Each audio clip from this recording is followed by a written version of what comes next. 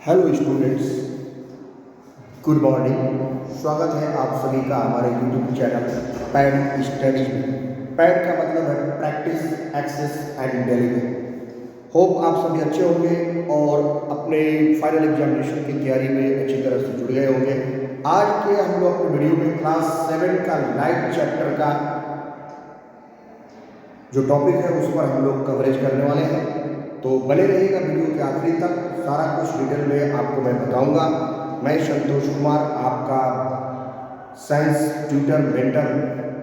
चलिए शुरू करते हैं लाइट चैप्टर से रिलेटेड। जो लाइट चैप्टर है उसमें हम लोग स्फेरिकल मिरर, जो बाद वाला पोर्शन है उस पर फोकस कर रहे हैं।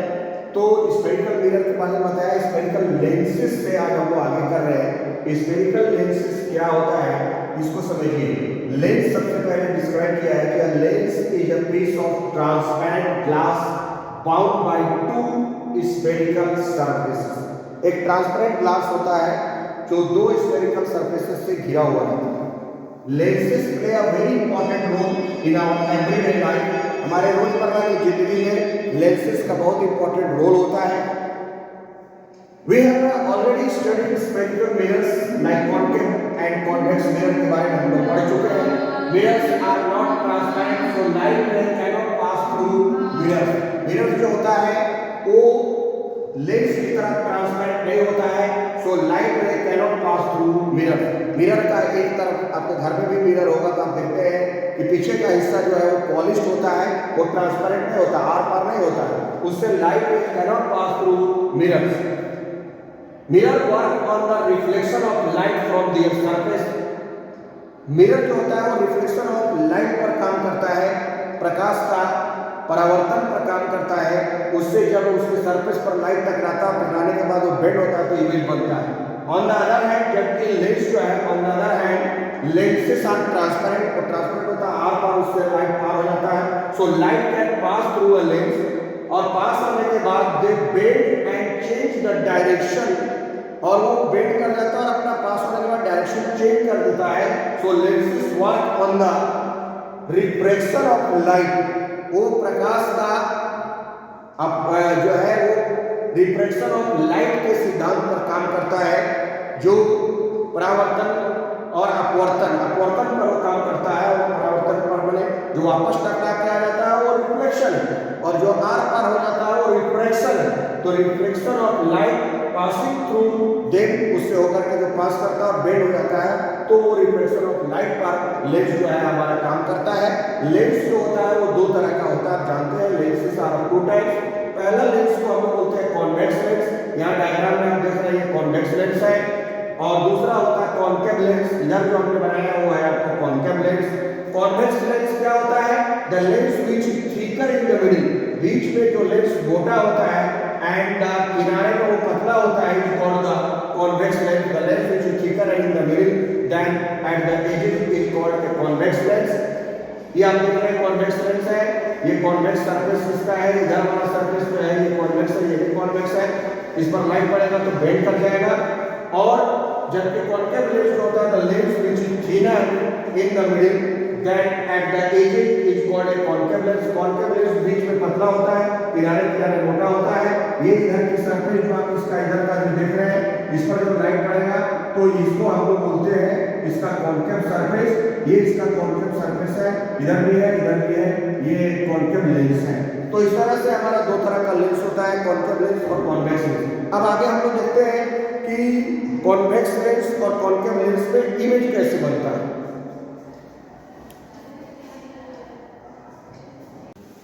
दो तरह का लेंस था, कॉन्वेक्स लेंस और कॉन्केव लेंस।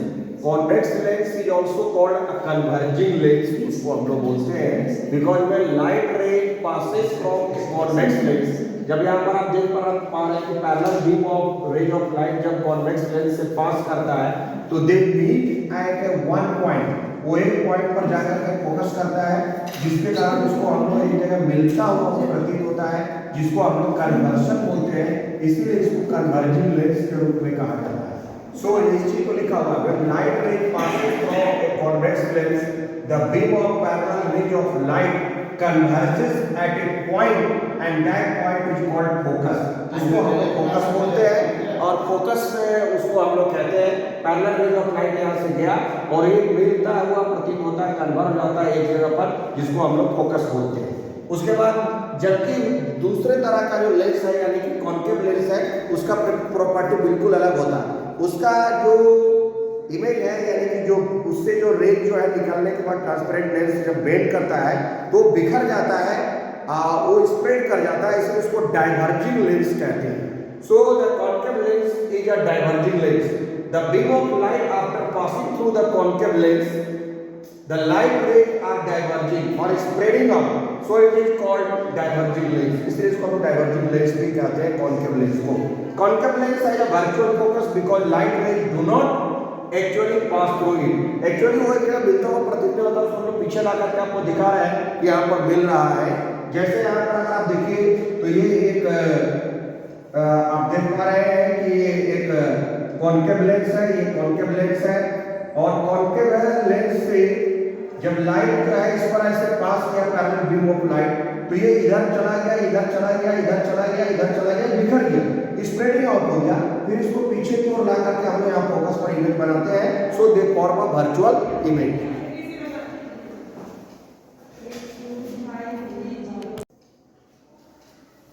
अब देखिए हम लोग देख रहे हैं कि image form by convex lens क्या होता है। तो image form by convex lens जो होता है, the nature and size of the image formed by a convex lens depends on the distance of the object from the convex lens।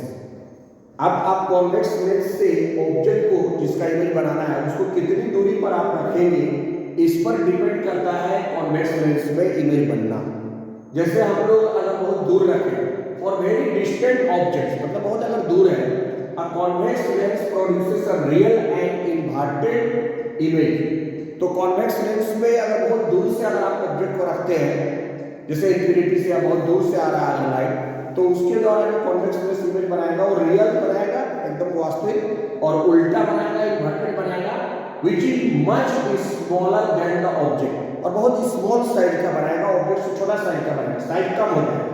As the distance of object is reduced, लेकिन अगर आप distance कम करेंगे और closure लाएंगे lens की तरफ, convex lens की तरफ रिड्यूस करेंगे, as the distance of object reduce gradually by bringing it more and more towards the convex lens, the image remains real and inverted ही इमेज बनेगा, but its size goes on increasing. उसका धीरे धीरे size बढ़ने लगेगा, जितना वो नजदीक आएगा कॉन्वेक्स लेंस के उतना ज्यादा उसका बड़ा इमेज बनने लगेगा, रियल और इन्वर्टेड ही बनेगा, लेकिन but its size goes on increasing, वो बढ़ते जाएगा। And when an object is बहुत very close to it, convex lens के बहुत आप नजदीक लाएंगे, तब वो रियल इमेज नहीं बनेगा, देगा वर्चुअल एंड इन्वर्टेड नहीं, इरेक्ट सीधा इमेज बनेगा। Virtual and erect image is form which is larger than the object, और ऑब्जेक्ट से बड़ा साइज का बनेगा।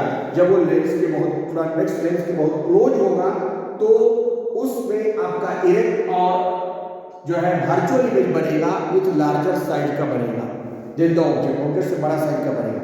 लेकिन बाकी सभी परिस्थिति में आपको रियल एंड इन्वर्टेड इमेज बनता है विच मच स्मॉलर इन साइज, और अगर बहुत क्लोज होगा तभी साइज बड़ा होगा। उसके बाद है आप देख रहे हैं यूजेज ऑफ कॉन्वेक्स लेंसेज। तो convex lenses are used as a magnifying glasses के रूप में हम बड़ा इमेज बनाने के लिए यूज करते हैं। Convex lenses are mainly used in making spectacle, चश्मा लगाने में, कैमरा में यूज होता है, माइक्रोफोन्स में होता है, टेलीस्कोप में होता है, बाइनोकुलर दूरबीन वगैरह में इसका यूज होता है। उसके बाद image form bye concave lens. तो कॉन्केव लेंस से डिस्टेंस को कोई मतलब नहीं। कॉन्केव लेंस जो चपटा वाला लेंस था उसमें whatever be the distance of object from A concave lens, the image form bye a concave lens is always virtual. इसमें हमेशा काल्पनिक प्रतिबिंब बनता है, वर्चुअल बनता है, कोई रियल नहीं बनता है, सीधा बनता है, इरेक्ट बनता है, उसमें इन्वर्टेड बन रहा था, इसमें इरेक्ट बनता है, and smaller than the object, और हमेशा छोटे साइज का बनता है, ऑब्जेक्ट से छोटा साइज का बनता है। स्मॉल साइज का इमेज जो है वो कॉन्केव लेंस बनाता है। कॉन्केव लेंस में जो है आपका virtual, erect and smaller size का इमेज बनता है। कहीं भी आप डिस्टेंस रख दीजिए, डिस्टेंस से उसको मतलब नहीं है, image virtual, erect and smaller in size. Using the concave lenses अगर हम लोग देख रहे हैं तो concave lenses are used in making spectacles, चश्मे बनाने में इसको यूज करता है। उसके बाद concave lenses are used in making certain kinds of telescopes, अलग अलग तरह का दूरबीन बनाने में भी इसका यूज होता है टेलीस्कोप में। Concave lenses are used in the peep holes in the doors of hotel rooms to see the image of the person standing outside। बहुत सारे होटल में कमरों में स्पाई कैमरा के रूप में लेंस में यूज होता है। ये जो पिप होल्स में जो लेंस लगा रहता है वो कॉन्केव लेंस रहता है कि रूम के उस तरफ जो है, दरवाजे के उस तरफ जो है, डोर के उस तरफ कौन व्यक्ति खड़ा है उसका इमेज दिखा के देगा और वो देखता है कौन व्यक्ति आया है, तब उसको दरवाजा खोलता है। तो पिप होल्स में भी कॉन्केव लेंस जो है in the doors of the hotel rooms में यूज होता है। तो ये यूजेज ऑफ कॉन्केव लेंस जो है, अब हम लोग का लास्ट टॉपिक में बच गया आपके चैप्टर का, वो है स्पेक्ट्रम ऑफ व्हाइट लाइट और the dispersion of white light. ये एक्चुअली जो सनलाइट होता है वो 7 रंगों का मिक्सचर होता है। तो उसको हम लोग देखेंगे कि कैसे सनलाइट को जब हम लोग प्रिज्म से पास कराते हैं तो 7 अलग अलग रंगों में विभाजित हो जाता है।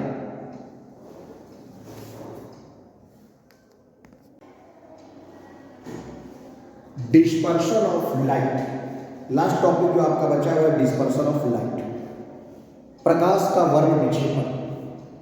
In the year 1665 Newton discovered by his experiments with glass prism that white light like sunlight consist of a mixture of lights off 7 colours. 1665 में न्यूटन ने बताया कि एक्चुअली जो सनलाइट होता है जो कि व्हाइट दिखता है, it is not white, it is a mixture of 7 colours. वो 7 रंगों का समूह होता है, 7 रंगों का मिश्रण होता है। Newton found that if a beam of white light is passed through a glass prism, then the white light splits, वो डिवाइड हो जाता है to form a band of 7 colors on a white screen। और white screen पर आप देख पा रहे हैं फिगर में भी कि जब व्हाइट लाइट को हमने ट्रांसपेरेंट ग्लास प्रिज्म से पास कराते हैं तो वो 7 अलग अलग रंगों में विभाजित हो जाता है, red, orange, yellow, green, blue, indigo and violet, जिसको हम लोग विबज्योर बोलते हैं। वायलेट, इंडिगो, ब्लू जो है आपका, उसके बाद ग्रीन, येलो, ऑरेंज और रेड, ये 7 अलग अलग रंगों में विभाजित हो जाता है।